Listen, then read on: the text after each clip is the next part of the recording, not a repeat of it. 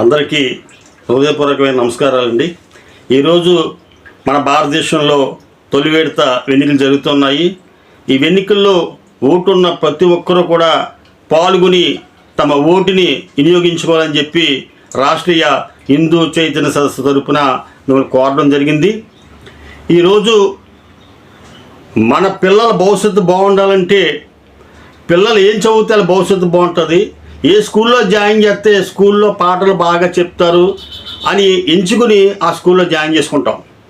అలాగే మన పిల్లలకి పెళ్లి చేయాలంటే ఎటువంటి సంబంధం మనం ఎంచుకోవాలి, ఎటువంటి పెళ్లి కొడుకుని ఎంచుకోవాలి, వాళ్ళ జాతకాలు ఏంటి, వాళ్ళ యొక్క నక్షత్ర బలాలేంటి చూసుకుంటాం. అలాగే ఎక్కడ ఒక స్థలం కొనాలంటే ఆ ప్రాంతం ఎటువంటిది, ఆ స్థలానికి విలువ పెరుగుద్దా లేదని చూసి స్థలం కొనుక్కుంటాం. కానీ ఓటిషన్లో వ్యక్తిగత లబ్ధి కోసం ఏదో తాయిలాల కోసం ఓటేస్తే మన భవిష్యత్తును నాశనం చేసుకున్నట్టే.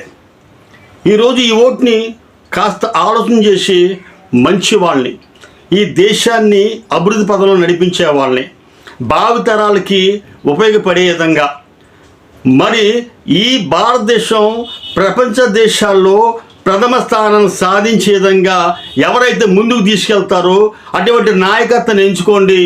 స్వార్థపరులు ఆట కట్టించండి. కుర్చీ కోసం, తన ఆస్తుల కోసం కూర్చునే నాయకులు మనకొద్దు. ఈ దేశం కోసం పనిచేసే నాయకులు ఎంచుకోండి. మీ ఓటుని సద్వినియోగం చేసుకోండి.